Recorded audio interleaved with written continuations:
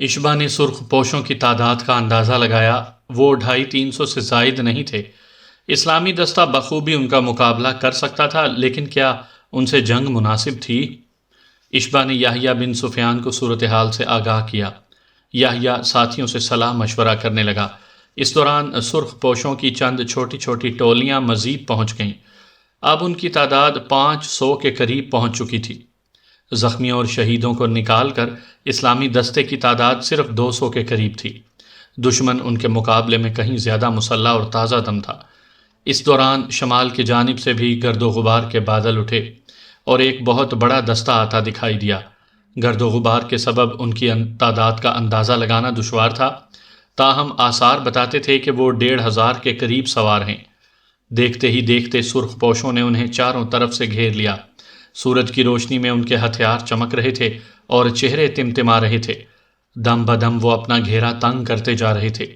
سب سے پہلے انہوں نے شتر سوار قافلے کے لوگوں کو گرفتار کیا۔ وہ انہیں کھینچ کھینچ کر اونٹوں سے اتارتے اور مارتے پیٹتے ایک جگہ لے جا کر کھڑا کر دیتے۔ عورتیں چیخ رہی تھیں، بچے فریاد کنا تھے، مرد گڑ گڑا رہے تھے، مگر انہیں رحم نہیں آتا تھا۔ انہوں نے تمام قیدیوں کی مشقیں کس کر گرم ریت پر لٹا دیا۔ پھر وہ مسلمانوں کی طرف متوجہ ہوئے۔ کون ہو تم لوگ اور کہاں سے آئے ہو؟ آہنی خود اور زرہ والے ایک سرخ پوش نے یحییٰ کے پاس آ کر پوچھا۔ وہ ان کا سردار لگتا تھا۔ اشبا نے یحییٰ کی ترجمانی کرتے ہوئے کہا، ہم یہاں اجنبی ہیں، تاہم آپ ہمیں اپنا دوست سمجھ سکتے ہیں۔ سرخ پوش نے کہا، اور میرا خیال ہے کہ تمہارا تعلق دشمنوں سے ہے۔ عرب سے جو فوج حملہ آور ہوئی ہے تم اس میں سے ہو؟ سرخ پوش کی معلومات پر اشبا حیران رہ گیا۔ اس دور دراز علاقے میں ان لوگوں کی باخبری توقع سے زیادہ تھی، تاہم اس نے فوراً پریشانی پر قابو پایا اور بولا، محترم سردار، آپ درست کہتے ہیں، ہمارا تعلق محمد بن قاسم کی فوج سے ہی ہے، لیکن ہم اس کے ماتوب ہیں، اسلامی فوج سے چھپتے چھپاتے یہاں پہنچے ہیں۔ سرخ پوش کچھ دیر تولنے والی نظروں سے اسے دیکھتا رہا۔ چند مزید سوالات کرنے کے بعد بولا، کچھ بھی ہے، اب تم لوگوں کو ہمارے ساتھ چلنا ہوگا۔ جو شخص بھی یہاں پہنچ جاتا ہے اسے پرماتما کے حضور پیش ہونا پڑتا ہے۔ پرماتما کون ہے؟ اشبا نے پوچھنا ضروری سمجھا۔ سرخ پوش بولا، پرماتما وہ قوت ہے جو اس صحرا کے ہر ذرے اور اس ہوا کے ہر جھونکے میں موجود ہے۔ وہ اس سرزمین کا لازوال تاجدار ہے، اس کے سامنے صفائی بیان کرنی ہوگی۔ یحییٰ بن سفیان نے پس و پیش سے کام لیا، مگر اشبا سمجھ چکا تھا کہ اب اس صورتحال سے فرار ممکن نہیں۔ انہیں وہی کرنا ہوگا جو یہ لوگ کہہ چکے ہیں۔ اس کا اندازہ درست تھا۔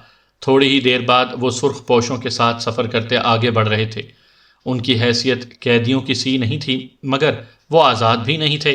ان کے چاروں اطراف سرخ پوش تھے اور ان سے ہتھیار لے لیے گئے تھے۔ روانگی سے پہلے اسلامی دستے نے ایک نہایت لرزہ خیز منظر دیکھا۔ سرخ پوشوں نے صفاقی کا یادگار مظاہرہ کیا۔ گرم ریت پر لیٹے مفلوک الحال لوگوں کو بے دردی سے نیزے چبو کر ہلاک کر دیا۔ معصوم بچوں تک کو معاف نہیں کیا گیا۔ پیاسی ریت ان کے لہو سے سیراب ہو گئی۔ صرف 6-7 سرغنہ افراد کو پرماتما کے حضور پیش کرنے کے لیے زندہ رکھا گیا۔ ان کی مشقیں کس کے ان کے چہرے کالے کر کے اونٹوں پر الٹا بٹھا دیا گیا۔ بعد ازاں ان کے تمام سامان کو آگ لگائی گئی اور سواریاں ہنکا لی گئیں۔ یحییٰ کے پوچھنے پر انہیں بتایا گیا کہ یہ لوگ پرماتما کے مجرم ہیں، ان کے ذمے کئی برسوں کا لگان تھا اور وہ سزا کے خوف سے بھاگے تھے۔ لکو دک ویرانے میں دور دراز کے دشوار سفر کے بعد یہ قافلہ ایک نسبتاً کم خشک علاقے میں داخل ہوا۔ رفتہ رفتہ سبزے کے آثار نمودار ہونے لگے۔ آخر انہوں نے خود کو ایک جنگل میں پایا۔ جوں جوں وہ آگے بڑھتے گئے، جنگل گھنا اور شاداب ہوتا گیا۔ کھیتی باڑی کے قطع بھی دکھائی دینے لگے۔ کسی دریا سے نکلنے والی چھوٹی چھوٹی نہریں اس علاقے کو سیراب کر رہی تھیں۔ راستے کی تمام نشانیاں اشبا کے چرمی نقشے سے ملتی جلتی تھیں۔ آخر تیسرے روز شام کے وقت انہیں اس علاقے میں پہلی آبادی نظر آئی۔ مکانوں کی طویل قطاریں، کشادہ گلیاں اور ان میں گھومتے عجیب وضع لوگ اور ان کے پالتو جانور۔ آبادی کے نواح میں انہیں ایک بہت بڑے احاطے میں لے جایا گیا۔ یہ کوئی فوجی چھاؤنی تھی۔ استبل، اسلحہ خانے، گودام، رہائشی حجرے، سب کچھ موجود تھا۔ پختہ اینٹوں کی ایک بہت بڑی عمارت میں انہیں ٹھہرایا گیا۔ سواریاں استبل میں پہنچا دی گئیں۔ غسل کے بعد کھانے وغیرہ کا انتظام کیا گیا۔ مقامی سپاہی حیرت سے انہیں دیکھتے تھے اور آپس میں مسکراتے ہوئے باتیں کرتے تھے۔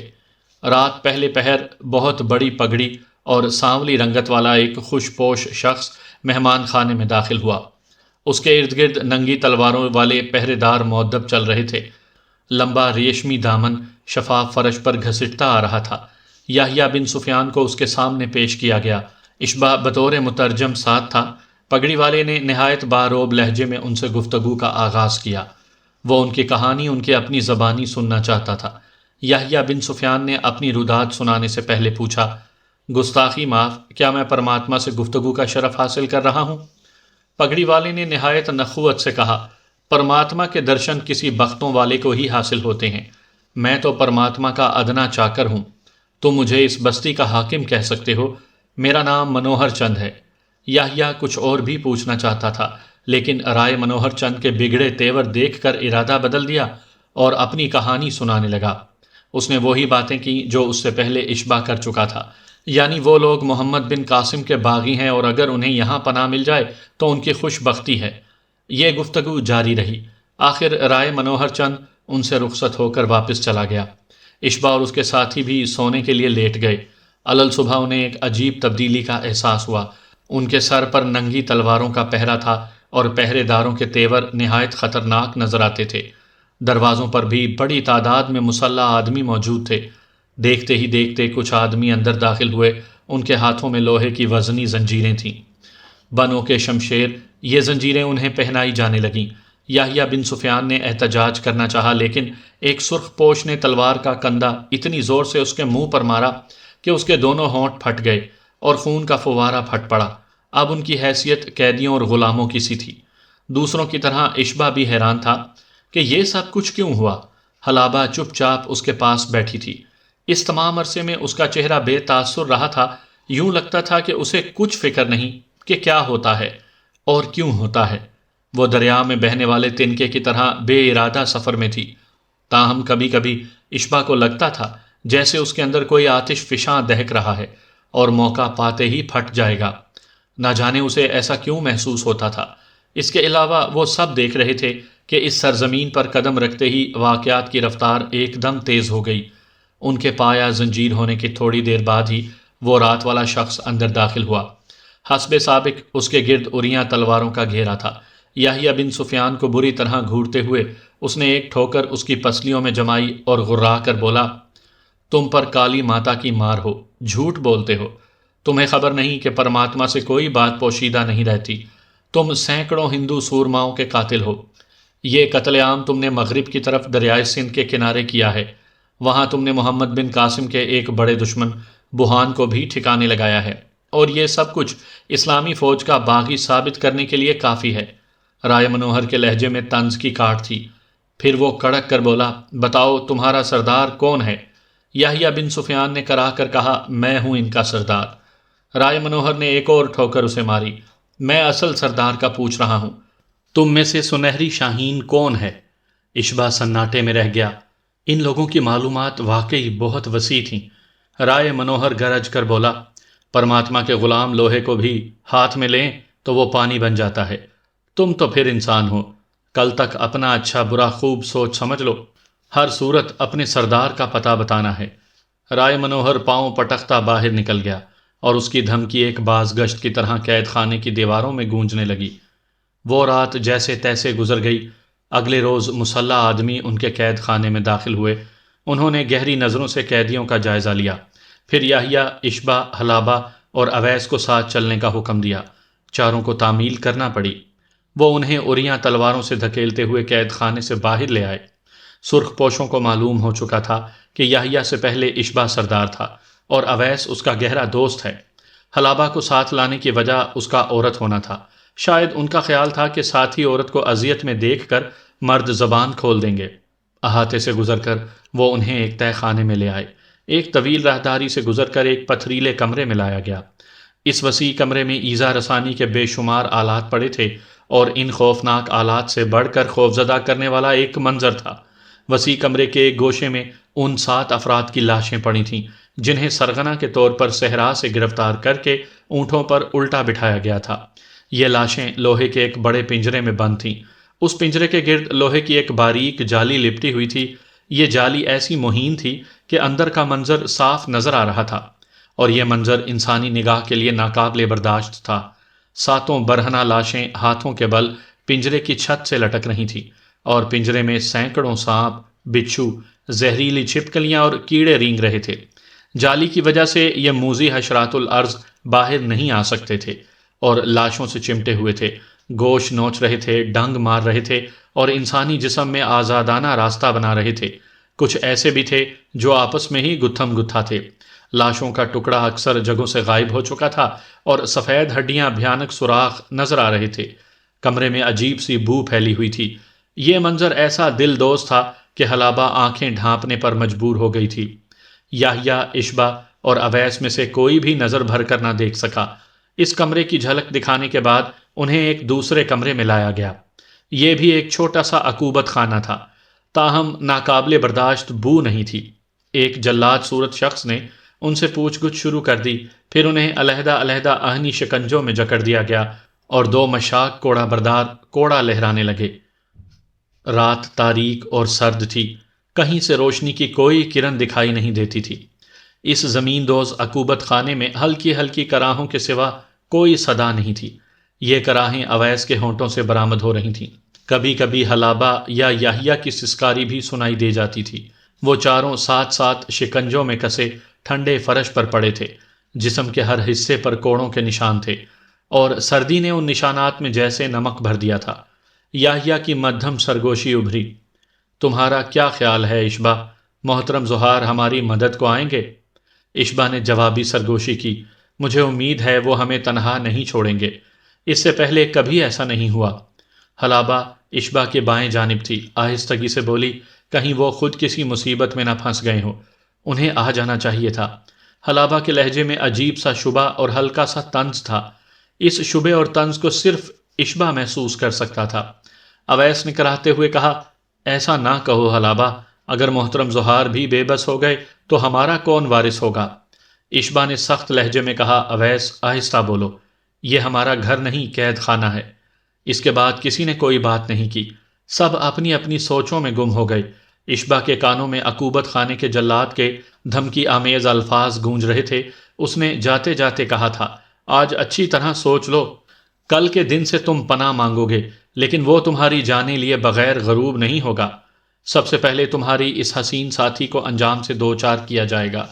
اس عقوبت خانے کے جلاد اس کے خوبصورت جسم کو داغدار کریں گے، پھر گرم انگارہ سلاخوں سے اس کی شفاف جلد پر گلکاریاں کی جائیں گی، اور پھر اسے نرک کے پنجرے میں بند کر دیا جائے گا۔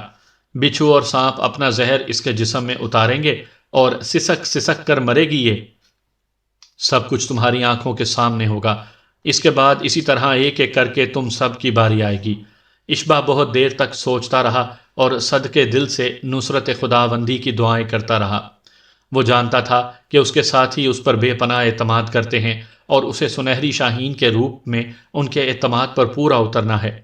لیکن کیسے؟ اس قسم کی صورتحال کا اس نے کبھی سوچا بھی نہ تھا۔ آنن فانن وہ سب ایک نہایت قوی دشمن کی گرفت میں آ گئے تھے، اور اب یہاں سے نکلنے کا کوئی راستہ نظر نہیں آتا تھا۔ آخر رات گزر گئی۔ وقت کی برف جو سخت گرمی میں ہی نہیں، سخت سردی میں بھی پگھلتی رہتی ہے، پگھل گئی۔ نئے دن کا سورج طلوع ہو گیا۔ یہ سورج ان کے لیے ایک کڑا امتحان لے کر آیا تھا۔ لمحے خون آشام درندوں کی طرح دبے پاؤں ان کی سمت بڑھ رہے تھے۔ پھر آزمائش کی گھڑی پہنچ گئی۔ آہنی دروازے کھلے، بند ہوئے، قدموں کی چاپ گونجی، صفاق چہرے نظر آئے۔ نگران جلاد نے سوالیہ نظروں سے چاروں کے چہرے دیکھے، پھر ایک بے رحمانہ اشارے سے حلابہ کو شکنجے سے نکالنے کا حکم دیا۔ اشبا نے کن آنکھیوں سے دیکھا، نڈر اور بے خوف حلابہ کا چہرہ پتھر کی طرح بے جان تھا۔ لگتا تھا کہ وہ موت اور حیات سے یکسر لا تعلق ہو چکی ہے۔ اشبا کو اس سے ایسی بے حسی کی توقع نہیں تھی۔ وہ غیر معمولی خاموشی سے حالات کا سامنا کر رہی تھی، مگر کچھ بھی تھا، اشبا کو اسے بچانا تھا۔ وہ اسے اپنے ہاتھوں سے درندوں کے سپرد نہیں کر سکتا تھا۔ اس کی زندگی میں یہ سب کچھ کیسے ہو سکتا تھا؟ اس نے گھٹی گھٹی آواز میں کہا، ٹھہرو، میں تمہارے سوالوں کے جواب دوں گا۔ نگران جلاد نے گھوم کر دیکھا۔ اشبا کے چہرے پر بے پناہ سنجیدگی تھی۔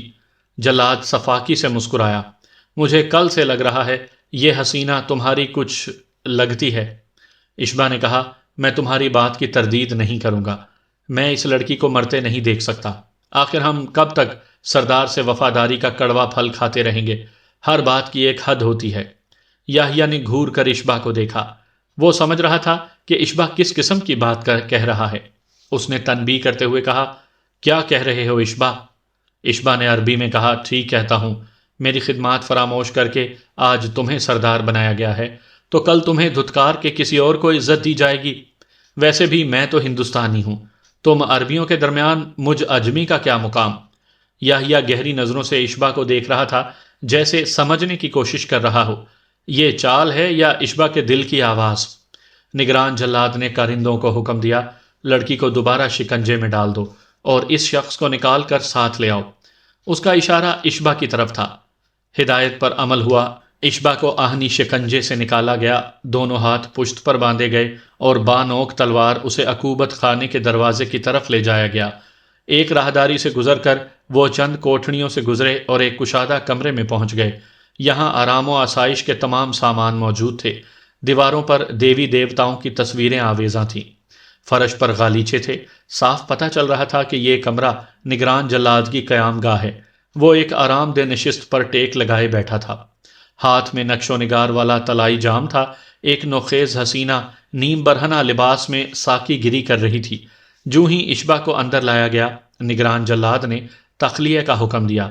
سب لوگ باہر چلے گئے، دروازہ بند ہو گیا۔ جلاد نے پاؤں پھیلاتے ہوئے کہا، ہاں اب کھل کر بات بتاؤ، سنہری شاہین کون ہے؟ تم کس ارادے سے یہاں آئے ہو اور تمہارے دیگر ساتھی کہاں ہیں؟ جواب میں اشبا نے پہلے تو محتاط نظروں سے ادھر ادھر دیکھا، پھر ایک گہری سانس لے کر جلاد کی طرف تھوڑا سا جھک گیا۔ اچانک اس کی ٹانگ حرکت میں آئی اور اتنے زور سے اس کے منہ پر پڑی کہ طلائی جام اس کے دانتوں سے ٹکرا کر پچک گیا۔ سر پورے زور کے ساتھ دیوار سے ٹکرایا۔ جو ہی سر ٹکرا کر واپس آیا، اشبا کا گھٹنا اٹھا اور ٹھوڑی کے نیچے ایک کاری ضرب لگی۔ سر اور پتھریلی دیوار کا تصادم دوبارہ ہوا۔ یہ تصادم ایسا مہلک تھا کہ جلاد ہوش میں نہ رہ سکا اور اپنی نشست پر مردہ پرندے کی طرح پھیل گیا۔ اشبا نے تیز نظروں سے دروازے کی طرف دیکھا، مگر دروازہ بدستور بند تھا۔ مطمئن ہو کر اس نے جلد کی کمر سے خنجر نکالا اور اپنے ہاتھوں کی رسی کاٹنے میں مصروف ہو گیا۔ اس کام میں کچھ دیر تو لگی مگر ناکامی نہیں ہوئی۔ ہاتھ آزاد ہوتے ہی اشبا نے دروازہ اندر سے بند کیا، پھر نہایت سرعت سے جلاد کے کپڑے اتارے اور اپنے لباس کے اوپر پہن لیے۔ جلاد کے جسم کو گھسیٹ کر ایک پلنگ کے نیچے چھپا دیا۔ اب وہ باہر نکلنے کے لیے پوری طرح تیار تھا اور یہی سب سے خطرناک مرحلہ تھا۔ اس کی کامیابی اسی صورت میں ممکن تھی کہ پہرے دار اسے پہچاننے میں ناکام رہیں۔ اس سلسلے میں جلاد کی آہنی ٹوپی اس کی بہت مدد کر سکتی تھی۔ یہ ٹوپی پہن کر اس نے اللہ کا نام لیا اور باہر نکل آیا۔ یہاں آتے ہوئے وہ راستہ ذہن نشین کرتا آیا تھا، لہٰذا راہداری تک پہنچنے میں زیادہ دشواری نہیں ہوئی۔ راستے میں کئی پہرے دار ملے، لیکن وہ سر جھکائے بڑی تیزی کے ساتھ ان کے درمیان سے گزر گیا۔ تہ خانے کی نیم تاریکی اس کا بہت ساتھ دے رہی تھی۔ وہ نرک کے پنجرے والے بڑے کمرے سے گزر کر چھوٹے کمرے عقوبت خانے میں داخل ہوا۔ دروازے پر کھڑے سپاہی نے اس کا سراپا دیکھتے ہی کنجی نکالی اور دروازہ کھول دیا۔ اشبا اندر داخل ہوا اور اچانک گھوم کر سپاہی کی گردن پر ایسا مکہ مارا کہ وہ چکرا کر اس کی باہوں میں جھول گیا۔ اشبا نے اس کی بغلوں میں ہاتھ دیے اور کھینچ کر کمرے میں لے آیا، پھر اس کے لباس سے آہنی شکنجوں کی کنجیاں نکال کر تینوں شکنجے کھول دیے۔ حلابہ، اویس اور یحییٰ اسے پہچان چکے تھے۔ اشبا نے رسیاں لیں اور تینوں کے ہاتھ پشت پر باندھ دیے، پھر انہیں آہستگی سے کچھ سمجھایا اور دیوار سے لٹکا ہوا کوڑا اتار لیا۔ ایک ہاتھ میں ننگی تلوار لی اور دوسرے سے ان تینوں پر کوڑے برسانے لگا۔ وہ چیختے کراہتے گرتے پڑتے آگے آگے بھاگے۔ نہایت تیزی سے اشبا انہیں مختلف خطرات سے صاف بچاتا ہوا تہ خانے کے زینوں تک لے آیا۔ زینوں کی جانب کچھ روشنی آ رہی تھی۔ ایک پہرے دار نے اشبا کو پہچان لیا، مگر اس سے پہلے کہ اس کے حلق سے آواز نکلتی، اشبا نے اس کے سر پر تلوار کا آہنی دستہ مار کر ڈھیر کر دیا۔ تہ خانے سے نکل کر اشبا نے ارد گرد نظر دوڑائی۔ چمکیلی دھوپ پھیلی ہوئی تھی۔ تھوڑی دور چند گھوڑا گاڑیاں کھڑی تھیں۔ اشبا نے نظروں میں ایک گاڑی کا انتخاب کیا اور اپنے ساتھیوں کو مارتا دھکیلتا اس کی طرف لپکا۔ اس کے انداز میں بلا درجے کی برہمی تھی۔